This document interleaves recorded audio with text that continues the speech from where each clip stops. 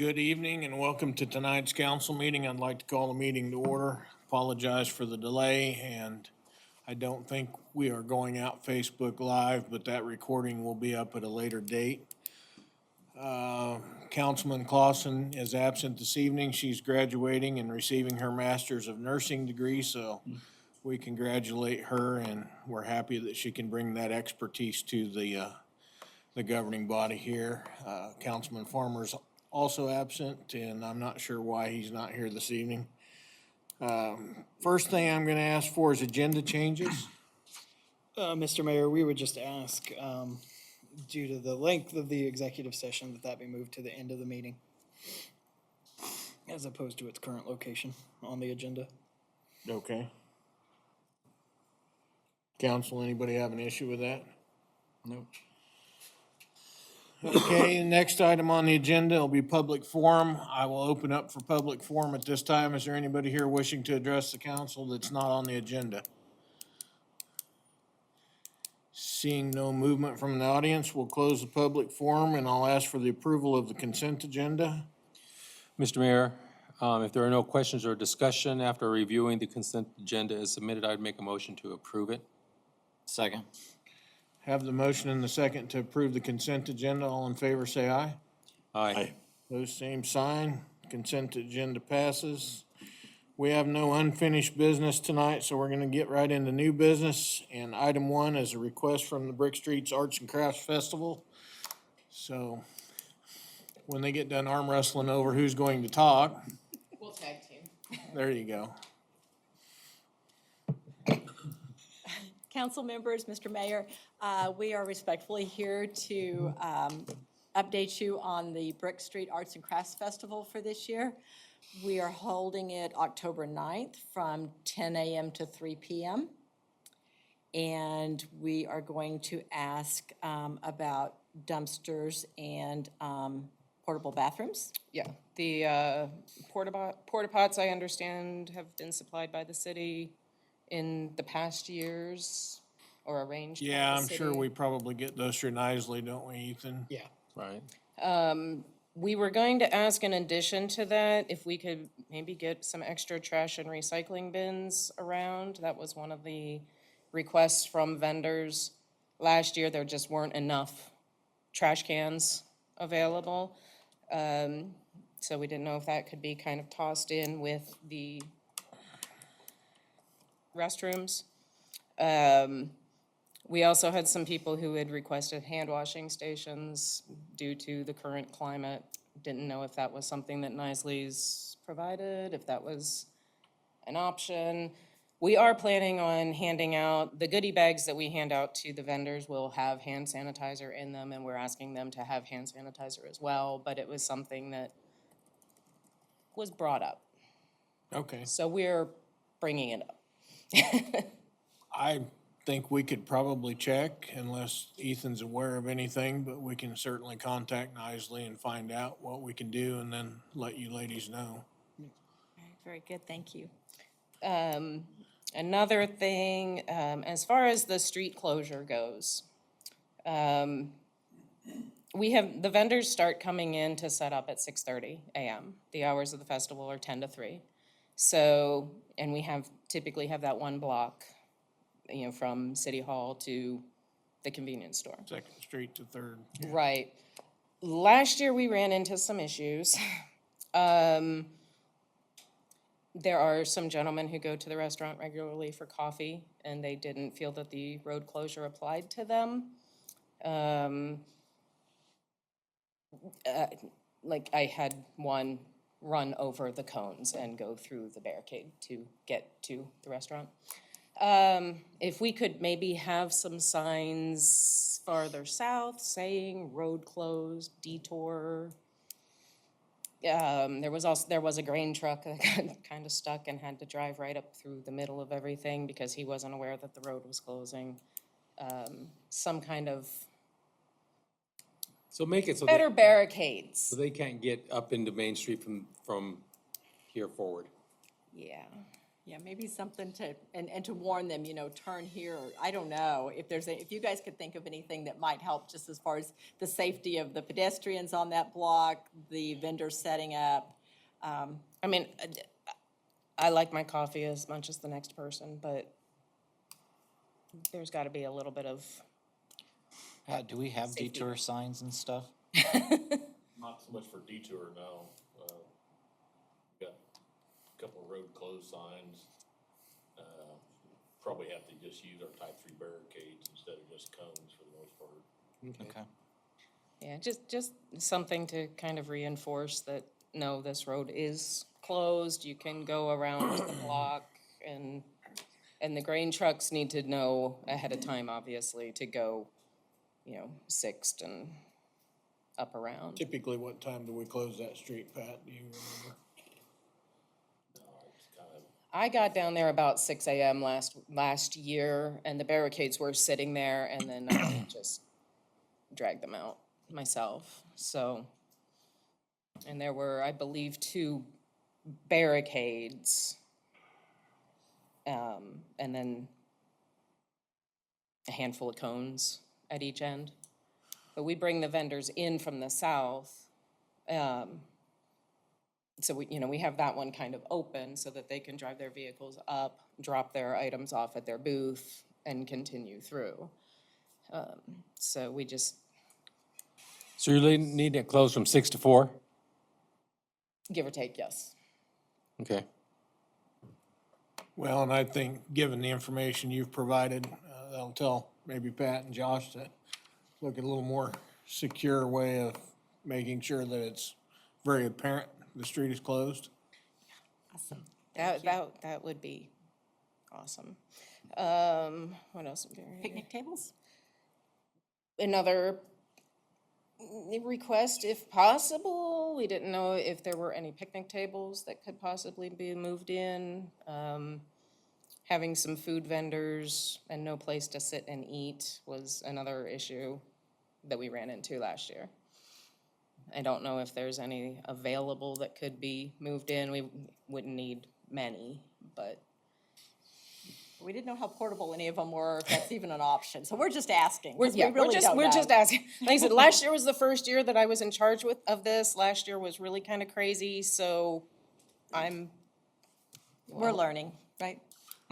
Well, hopefully, it looks like Ethan's taking some notes, and I'm sure Pat's listening too, so we'll see if we can come up with some ideas and get back to you guys on that. And we may hit you up with other ideas as they come to us, because like we said, we're kind of figuring this out as we go.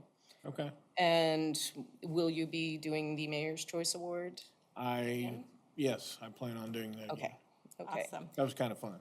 Okay, well, it's a big deal, so we really appreciate it. Yeah, and we are actually on track. I believe last year we had a total of 21 vendors, including the food, and we're on track right now to possibly be closer to 30 this year. So it's coming back. We're not doing the chili, we couldn't find anybody to do the chili cook-off unless somebody here would like to do the chili cook-off. And we're not doing the live music as of right now unless we happen to find somebody, but we're at least getting the vendor numbers back. So, Should be a fun day for the community. yes. Well, I know that's an event my wife always looks forward to. I'm just gonna tell the community that you were all celebrating my birthday on that day. That's why everybody's here. Okay. Okay, we can do that. Yes. We can do that. I'm not going to sing to you, but we might be able to find somebody who will. I think karaoke. Yeah. Oh, was that a volunteer for live No, music? I'm volunteering done this. But I think that's it. That's the From end of my- our list. Scribbles. Okay, well, we will do our best to put together a plan and help you guys with that. We will have to have a motion for that street closure, correct, Ethan? Well, with that, if there's no more discussion, Mr. Mayor, questions, I would make a motion to approve provision for trash carts, portable toilets, and other incidentals that have been mentioned here tonight if it works out. And also to close Main Street from 2nd to 3rd Street from 6 a.m. to 4 p.m. on Saturday the 9th. Yes. Second. Have the motion and the second that's been presented. All in favor, say aye. Aye. Pose same sign. That will pass. Thank you. Thank you very Thank you, much. ladies. Mayor, before you move on, you will also want a motion on the Mayor's Choice Award to authorize that expenditure. Oh, yeah, I'll need a motion for that so I can spend the city's money. I would make a motion to approve the Mayor's Choice Award in the amount of $250. Second?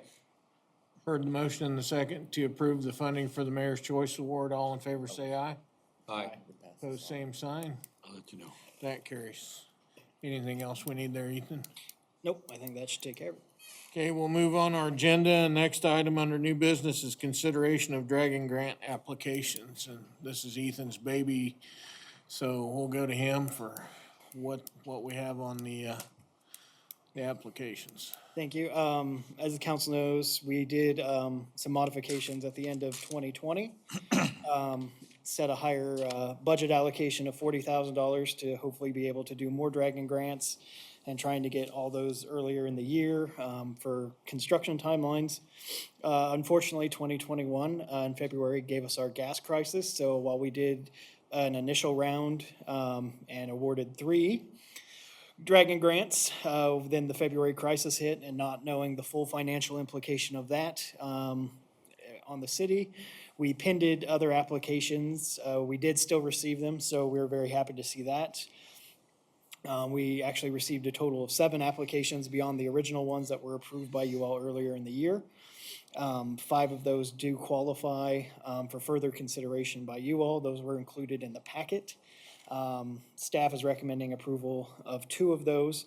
I will note that this would put us slightly over that $40,000 allocation, but we feel with everything looking as it is on the financial side that we can go ahead and exceed that due to some anticipated expenditures not being as high as we thought to cover that additional award. The 2 we're recommending for approval. Both have their contractors lined up and are anticipated fall projects for them. And then pending the other 3 so that they get consideration at the beginning of the 2022 Dragon Grant cycle. Just for your guys's and the public's knowledge that since we started the program in 2018, we've given 19 businesses Dragon Grants ranging from just a little bit over $1,000 to the $10,000 max. It's put a total of $152,590.88 into our downtown. And I think if you go back to 2018 and what some of the storefronts and things look like and compare that to today, we've definitely seen results with the program. So very pleased, and we'll be reaching out to those 3 that are pending to basically get their applications in line and updated for consideration in 2022 because those all met the criteria as well. Just unfortunately, some of those were submitted earlier in the year, and so their estimates and timelines were no longer valid, even though their projects would still be there. So we felt it was good to fund the 2 that currently have projects that were slated and in the works to happen in the coming month. So. Any questions, council? No, I think it's outstanding, the money that we've spent in the revitalization that's happened on Main Street. I mean, there's a big difference compared to what it was prior to 2018. So with that, I'd make a motion to approve a $10,000 Dragon grant to Halstead Chiropractic. Second. Have the motion and the second to approve a Dragon Grant for Halstead Chiropractic. All in favor, say aye. Aye. Pose same sign. That Dragon Grant will be granted. So I'll make another motion to approve a $10,000 Dragon grant to Halstead Floral at the Plaza. Second. Have a motion and a second for the Halstead Floral Dragon Grant. All in favor, say aye. Aye. Pose same sign, and that grant will be granted. And then the third one, a motion to pend applications for the 208 Main LLC, the Studio MB, and the Champions Meets for consideration with the 2022 Dragon Grant cycle. Second that. Have a motion and a second for the other 3 pending Dragon Grants to move them to the 2022 cycle. All in favor, say aye. Aye. Pose same sign, and that will pass. That will pretty much cover our Dragon Grant program through 2022, huh? Yeah, give us a good start in 2022 and definitely shore us up for 2021, so. Has been a good program, and I hope we can continue doing that. Next on the agenda is consideration of Computer Information Concepts Annual Peopleware Agreement, and I think Ethan will probably bring us up to date on that. Thank you, Mr. Mayor. Essentially, this is our annual kind of a housekeeping thing with Computer Information Concepts, which is our municipal software. Accounting suite handles everything as far as cemetery records, accounts payable, payroll, budgetary accounting, so on, cashiering. Had a minimal increase this year, so that was nice to see, less than 1%. And that annual gives us our support throughout the year and our licensing for those software, and then also a portion of that goes into funds to be used for enhancements that we get to request along with other CIC customers once a year to the various programs. So that's one of the nice things about CIC is they go back to the end users and ask us, you know, what's working, what's not, what would you like to see? Right now, again, as I pointed out, kind of we're still ironing out those details as far as the AMI and CIC. I think we've got the big issues taken care of, and we're just kind of ironing out the little kinks as they expose themselves. So I would not say from a operational standpoint, it's a real ideal time to consider switching municipal software. But that is, of course, your right as a policy direction to give us, but we think this was an anticipated expenditure and much lower than it has been the last couple of years as far as year-to-year increase. So we would ask for approval of that agreement and for staff to sign.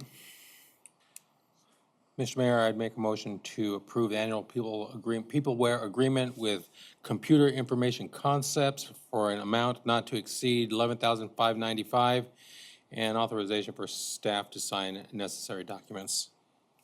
Second.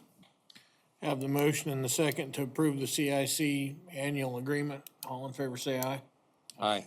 Pose same sign. That motion carries. Next is consideration of the Powers Edition first final plat. Thank you. I know that this is made your packets all very interesting to view via PDF because of the size of that, but you have what the Planning Commission approved at their last meeting as the final plat for Powers First Edition, which covers all the land the city bought from the Powers family to necessitate that Main Street extension. You'll note basically it does have the easement set out for Main Street running from 10th to the existing platted area of Cedar Meadow Second, and then the extension of Stutzman Circle. There's a 3.8 acre park reserve, which more than satisfies our contractual agreement with Powers family in terms of the size of a park to be established. That will become the Oswald Lehman Park eventually. And then there is a lot that's created off of 10th Street that can basically be whatever it needs. There's also a small, about half-acre reserve of land that's too small in terms of width and depth to really be zoned or turned into any productive thing. So that was titled as a reserve. Basically, the council at this point is considering whether or not they're going to accept the dedications as found on that plat for the street easements and public land. And so it's not, you're not approving the plat that's actually already been approved. You're just saying that you understand that the land that's dedicated as public use and or street easements, utility easements, you know, are gonna have services run through them or extended, or they're at least contemplated, and that you as a governing body do not take issue with that. So you would just need to approve that, take that perpetual ownership and responsibility onto the city, and authorize the mayor if you so choose. If not, it gets kicked back. So, and I don't know if Brad has anything. I know this is kind of we went through this very briefly with a replat and most of those were all the same dedications. This is entirely new dedications, so. So it looks like those two lots to the west side of Stootsman Circle come up with 65-foot frontages.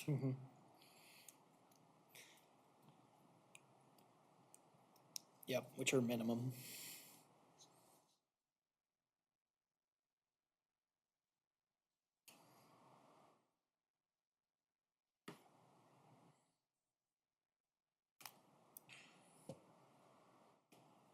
And that reserve is about 30-foot wide on the south end and 75 on the north end. Yeah, there's not much usable ground over there, is there?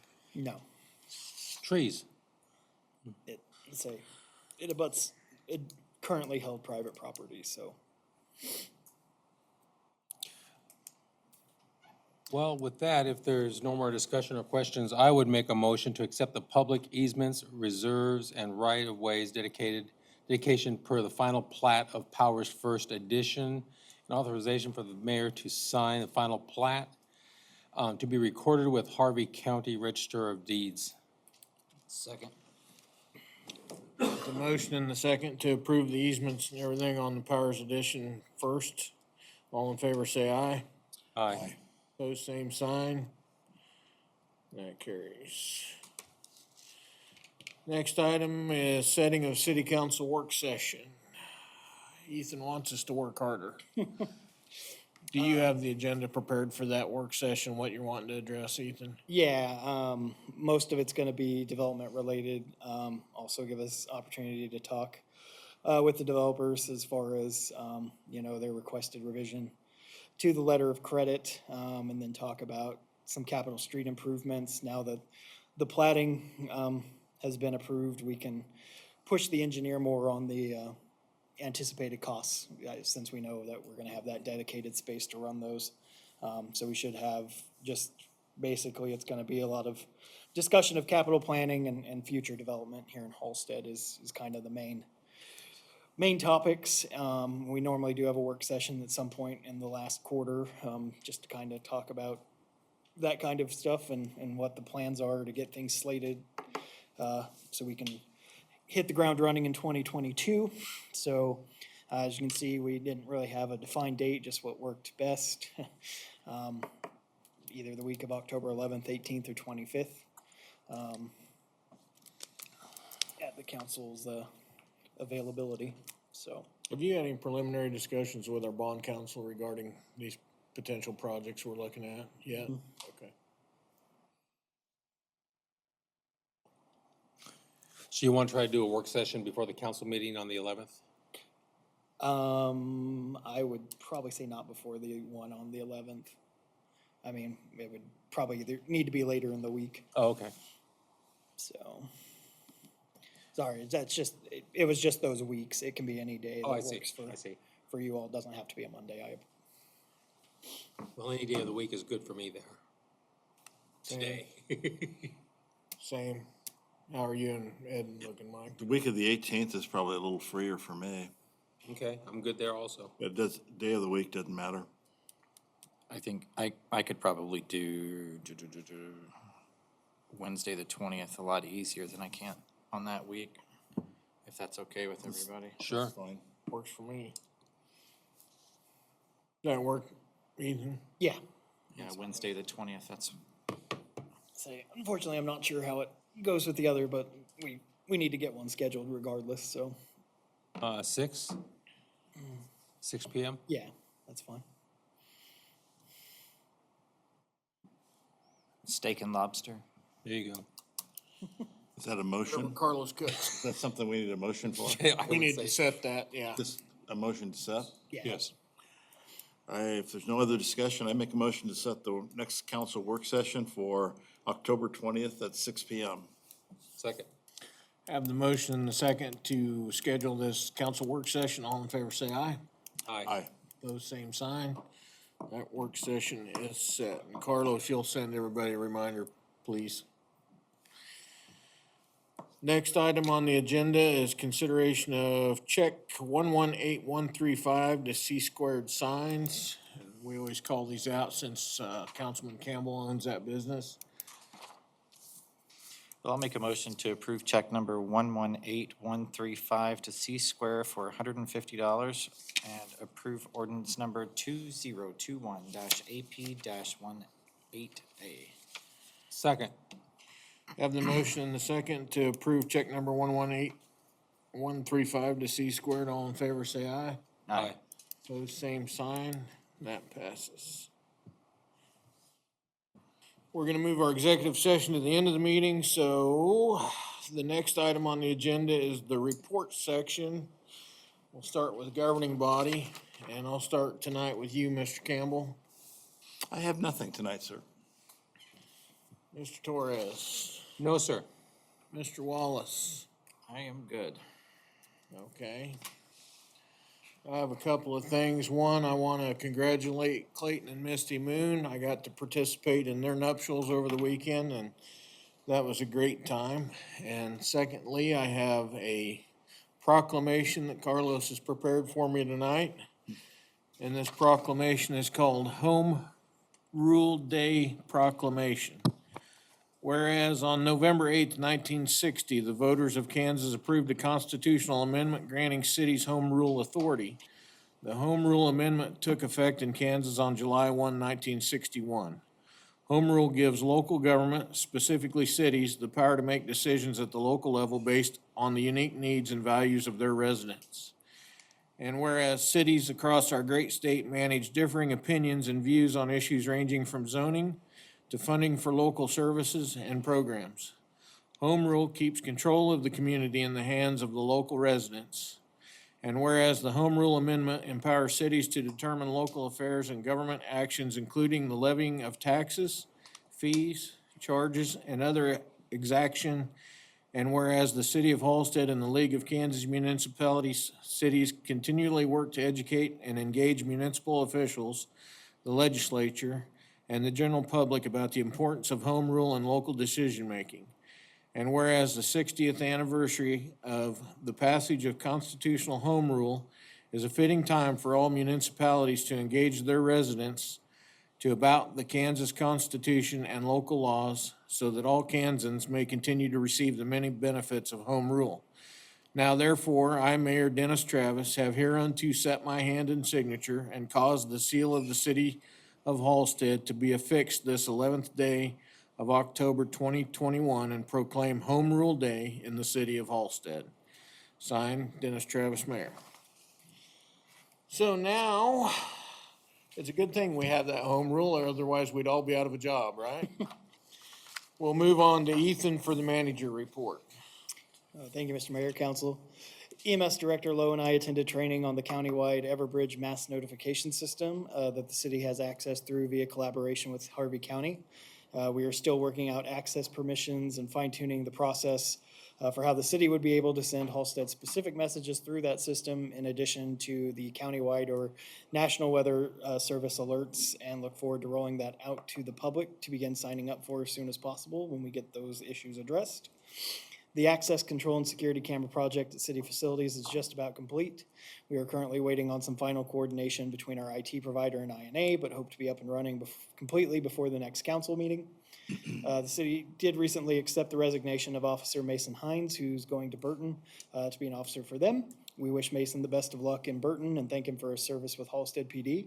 Joshua Crow has been hired as the new full-time police officer to fill the open spot and began today. Officer Crow comes to the city with previous years of law enforcement experience, and we look forward to him continuing his service with us here in Halstead.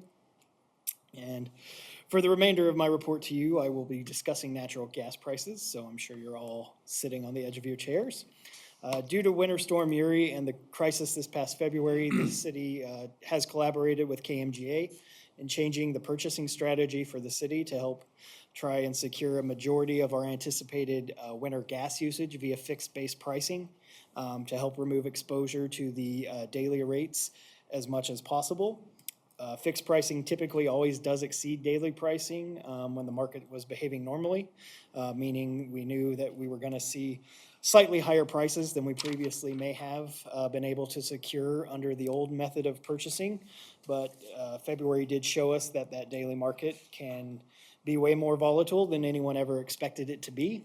And There has been no major regulations concerning how natural gas is marketed or sold that has been passed at the federal or state levels since February. And this basically means that what happened in February could in theory happen again. Everyone says it shouldn't, but there's no guarantees. Unfortunately, winter gas supply is also trading well above where it traded last year for this upcoming winter. The last average pricing shared with the city by KMGA on the Southern Star Pipeline was about $3.88 an MMBTU, whereas a year ago, the average price at this time was $1.97 an MMBTU. So you can see that's almost twice as expensive as where it was last year. And it's possible that prices might even climb higher throughout the winter, depending on things such as storage and demand.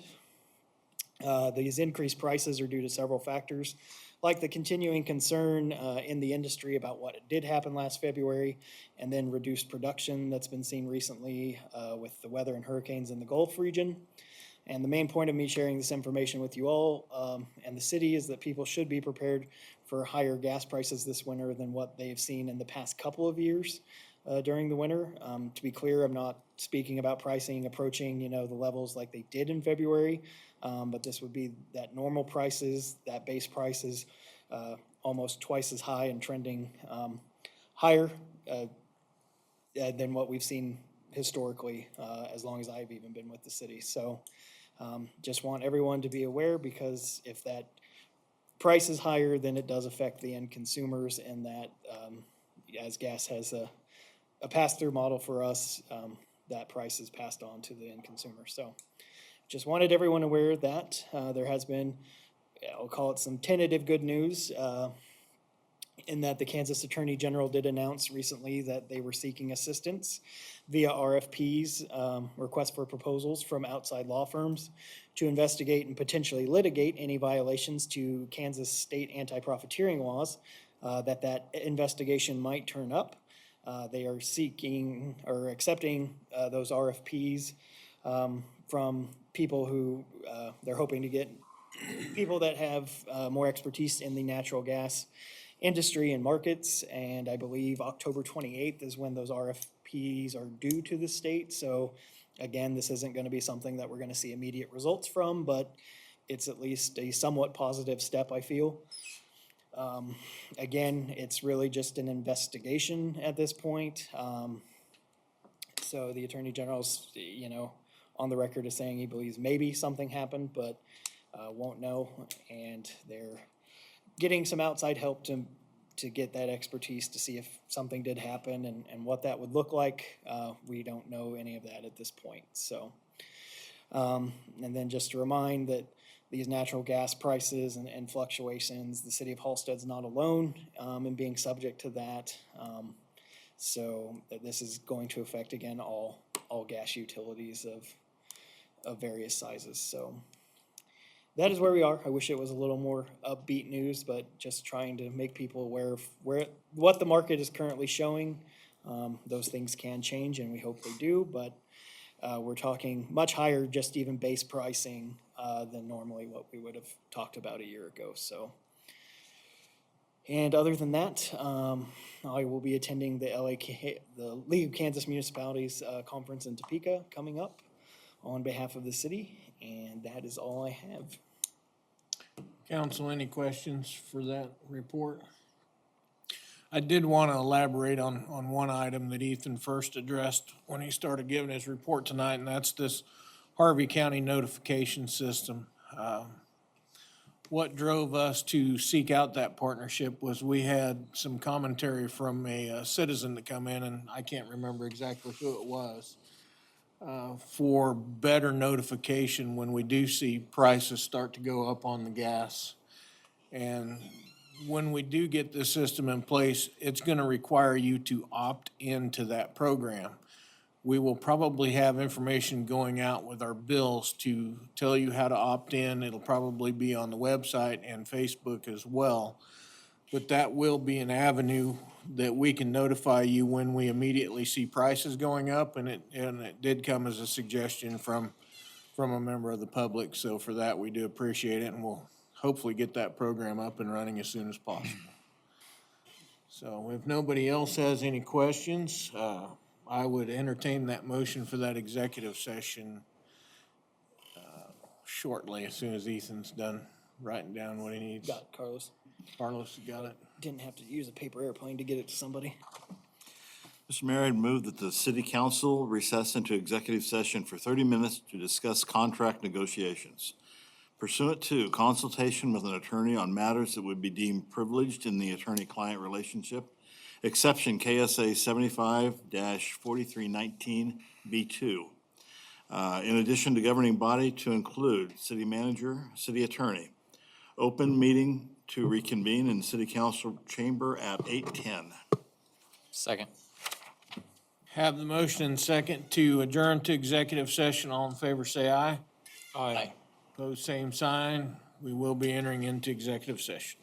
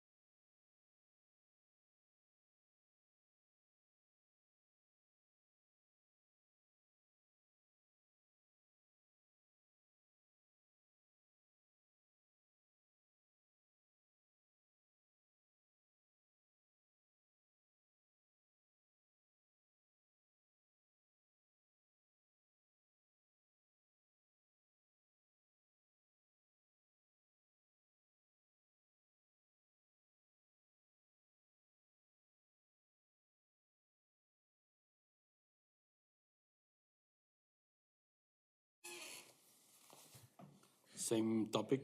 Same topic, right? We are out of our executive session. Is there any action to be taken as a result of? I think we'll have a motion here in a second.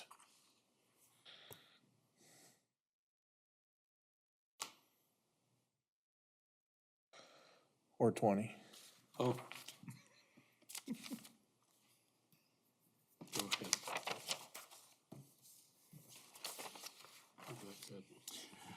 Mr. Mayor, I move that the Halstead City Council recess into executive session for 30 minutes to discuss contract negotiations pursuant to consultation with an attorney on matters that would be deemed privileged in the attorney-client relationship, exception KSA 75-4319B2, to include governing body, city manager, city attorney. Open meeting to reconvene at 8:45. Second. Have the motion and the second to move into executive session. Again, all in favor, say aye. Aye. Opposed, same sign. We will move back into executive session.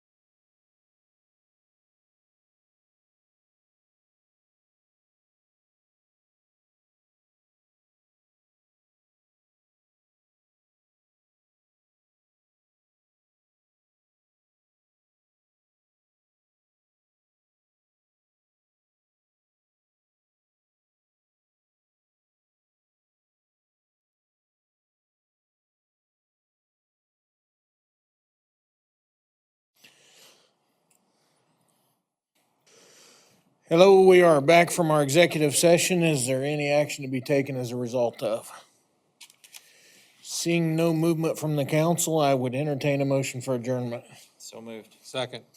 We have a motion and a second for adjournment. All in favor, say aye. Aye. Aye. Opposed, same sign. We are adjourned. Thank you, council.